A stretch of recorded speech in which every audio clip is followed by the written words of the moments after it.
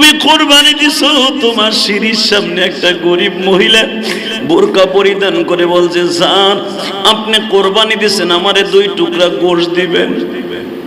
তুমি তারে দূর দূর করে তাড়ায় দিলাম, তোমার বিবিও দূর দূর করে তাড়ায় দিল। এই লোকটা সিঁড়ি বেয়ে বেয়ে যদি মালিক রে ডাক দিয়া কয়, জমিনের মালিক আমারে গোশত দিল, তুমিও তো কোরবানি দেওয়ার তৌফিক আমারে দিলা না।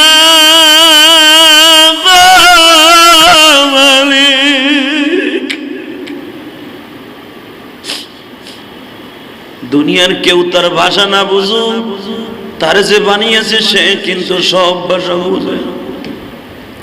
বাবা 1টা বছর ঘুরতে হবে না, 1 বছরের মাথায় হতে পারে ওই ভিক্ষুক লোকটা কোরবানি দেওয়ার এবিলিটি হয়ে যেতে পারে, আর তুমি গাছ 5 তলার মালিক গাছতলায় নেমে যেতে পারো।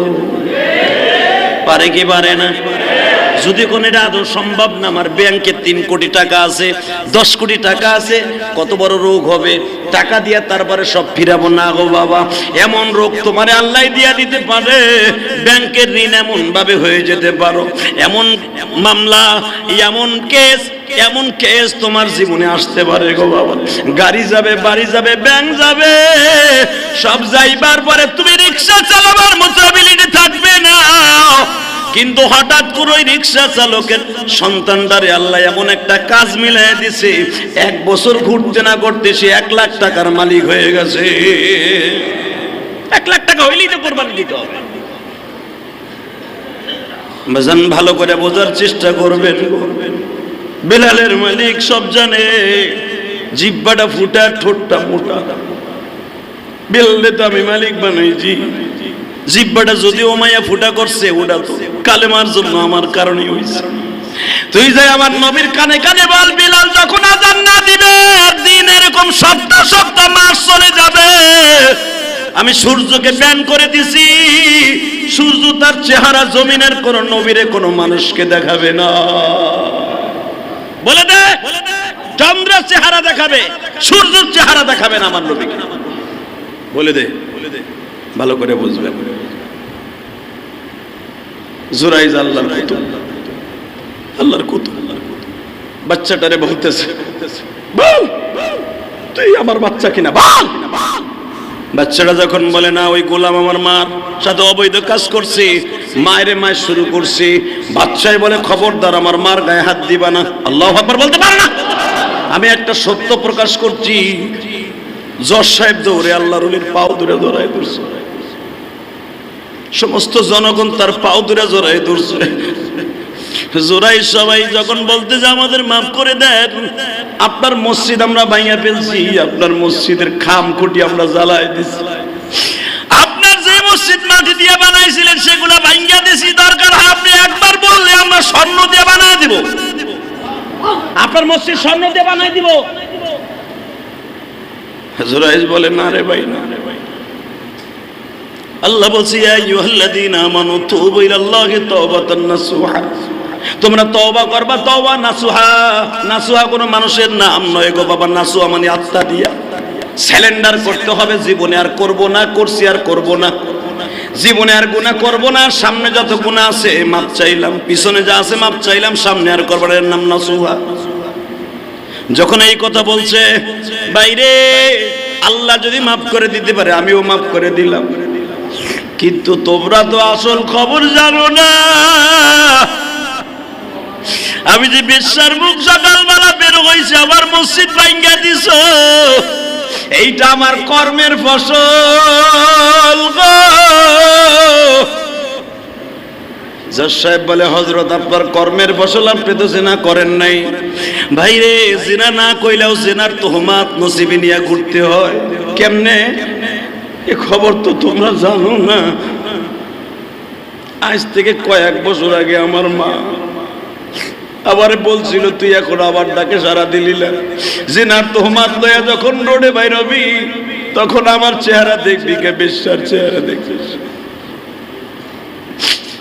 জজ সাহেব কান্দে আর কয়, বুজুর্গ তাহলে মায়ের বরদোয়া কি কোনো ওলির সাথেও কুলায় না? কোন বুজুর্গের সামনে কুলায় না। জুরাইজ বলে, যুবকরা রে, আমি এখন কি করব, কার কাছে যাব? মার কবরের কাছে দাঁড়াই এত প্রতিদিন কান্দে, মামা কি করলে মা তুমি আমারে মাফ করবা? জুরাইজের এই একটা বক্তব্যে বাবা বনি ইসরাইলের এমন হয়ে গেল, যুবক কোনদিন ওই জামানায় জুরাইজ যতদিন বেঁচে ছিল মার সামনে দাঁড়াইয়া, বাবার সামনে দাঁড়াইয়া কোনদিন যুবকরা জোরে কথা বলতো না। জুরাইজ হাঁটিয়া হাঁটিয়া বলে, যুবকরা রে, যাদের মা বাবা বেঁচে আছে কোনদিন কষ্ট দিস না। আমি জুরাইজ 19 ঘন্টা 20 ঘন্টা ইবাদত করিয়াও যদি বিশ্বাস তোমার নিয়ে জেল কাটতে হয়, তোমরা মায়ের বরদোয়া বাবার বরদোয়া লইয়া আল্লাহর জেলখানায় চির জাহান্নামী হইও না। এই কথা ঘুরিয়া ঘুরিয়া জুরাইজ নামাজ, নফল নামাজ কম পড়িয়া শুধু এই ওসিয়াতে নামিয়ে যাইতো। ও যুবকরা, এত দ্বারা জানানো যাইতেছে, নামাজে যদিও থাকো কোনোদিন মায়ের ডাকে সাড়া না দিয়ে নামাজে থাইকো না। জুরাইজ মহল্লায় মহল্লায় ঘুরতো আর ওয়াজ করতো। কাঁদতে কাঁদতে কাঁদতে কাঁদতে কাঁদতে কাঁদতে জুরাইজ অচেতন হয়ে যাইতো। মার কবরের পরে বলিয়া ডাকতো, মা আমার আল্লাহ তো আবার তোমার দোয়া কবুল করছে, জেনার তোমার আমার নসিবে হইছে। অন্যায় না করিয়া অন্যার মামলা খাইছি মা, এরপরেও কি তুমি আমারে মাফ করবে না? মা তুমি না করলে কি হয়, আমি 24 ঘন্টা তোমার জন্য দোয়া করি গো মা। হঠাৎ একদিন জুরাইজ স্বপ্নে দেখে মা বুকের মধ্যে নিয়ে বলে, জুরাইজ রে, আমি তো তোরে দুনিয়ার থেকে মাফ করে দিয়ে আসছি গো বাবা, কিন্তু আমি বুঝতে পারি না আমার কথাটা আমার আল্লাহ মাইন্ড করে ফেলবো। জুরাইজ তুই তো আমার কোনোদিন খেদমতে একটা সেকেন্ডের জন্য বাদ দাস নাই। তোর খেদমতের কথা আমি মা মনে করলে আমি সহ্য করতে পারি না।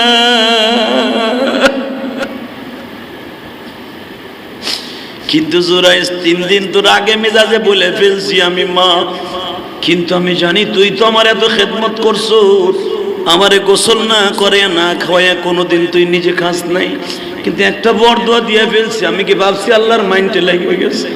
বাবা আমি তোরে মাফ করে দিয়েছি, মালিকও তোরে মাফ করে দিয়েছে।